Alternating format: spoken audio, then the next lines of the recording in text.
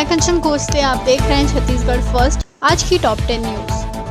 PM Modi बोले भ्रष्टाचार का वंशवाद नई चुनौती, ये स्थिति खतरनाक, इस पर करना होगा प्रहार। प्रधानमंत्री ने कहा कि आज मैं आपके सामने एक और बड़ी चुनौती का जिक्र करने जा रहा हूँ। ये चुनौती बीते दशकों में धीरे धीरे बढ़ते हुए अब देश के सामने एक विकराल रूप ले चुकी है।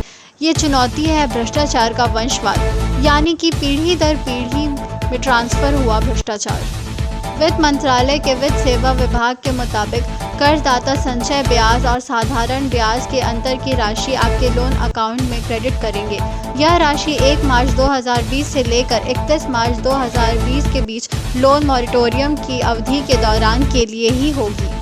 फाइनेंस मिनिस्टर निर्मला सीतारमण ने कहा, अर्थव्यवस्था में सुधार के मिल रहे संकेत, लेकिन इस साल नेगेटिव रहेगी जीडीपी ग्रोथ। वित्त मंत्री निर्मला सीतारमण ने CRA वीक के इंडिया एनर्जी फोरम में कहा कि लोगों का जीवन बचाना सबसे ज़रूरी था, इसलिए लॉकडाउन लगाया गया और चालू वित्त वर्ष की पहली तिथि में देश के अर्थव्यवस्था में 23.9% गिरावट दर्ज की गई है। अब सुधार के संकेत मिल तो रहे हैं, लेकिन इस साल जीडीपी की वृद्धि दर 0 के करीब या नकारात्मक हो सकती है। नवंबर में नेपाल का दौरा करेंगे सीएम मुकुंद नरवणे, राष्ट्रपति विद्या देवी भंडारी करेंगी सम्मान। आर्मी प्रमुख मुकुंद नरवणे ने नेपाल दौरे को कोरोना वायरस के कारण टाल दिया था। नेपाल सरकार ने पहले इस दौरे को फरवरी में मंजूरी दी थी।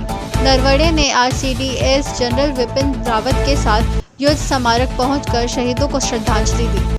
विधानसभा अध्यक्ष डॉक्टर चरणदास महंत की अध्यक्षता में आज यहां विधानसभा के समिति कक्ष में कार्य मंत्रणा समिति की बैठक आयोजित की गई।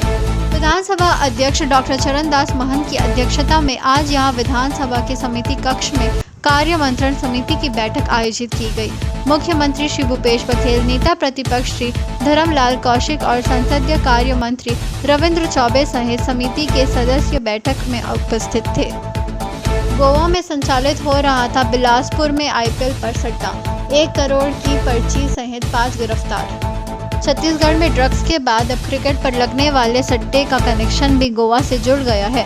सटोरिये इतने शातिर हो गए हैं कि गोवा में बैठकर बिलासपुर के IPL पर सट्टे लगवा रहे हैं। बिलासपुर पुलिस की टीम ने गोवा में छापा मारकर ऐसे ही 5 आरोपियों को गिरफ्तार किया है।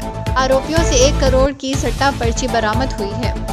राजनांदगांव RTI में चयनित बच्चों को प्रवेश नहीं देने पर होगी कार्रवाई। शिक्षा का अधिकार अधिनियम के तहत पहली लॉटरी में चयनित किए गए गरीब और कमजोर वर्ग समूह के बच्चों को निजी स्कूलों की ओर से आरक्षण सीटों पर प्रवेश नहीं दिया जाने की शिकायतें मिल रही है। लगातार मिल रही की शिकायतों को देखते हुए DFO HR सोम ने नोटिस जारी कर स्कूल संचालकों को चेताया है कि अगर RTI के नियमों का पालन सख्ती के साथ नहीं किया जाएगा तो सख्त कार्रवाई की जाएगी। चीन में फिर फैल रहा कोरोना वायरस, 50 लाख लोगों की हो रही है टेस्ट, लॉकडाउन की तैयारी। रविवार दोपहर तक लगभग 2.8 मिलियन लोगों का परीक्षण किया जा चुका है। सरकार को उम्मीद है कि मंगलवार तक खासकर की 4.7 मिलियन आबादी में से सभी का परीक्षण समाप्त हो जाएगा। गुजराती फिल्मों के सुपरस्टार नरेश कनोडिया का कोरोना से निधन, PM मोदी ने जताया दुख।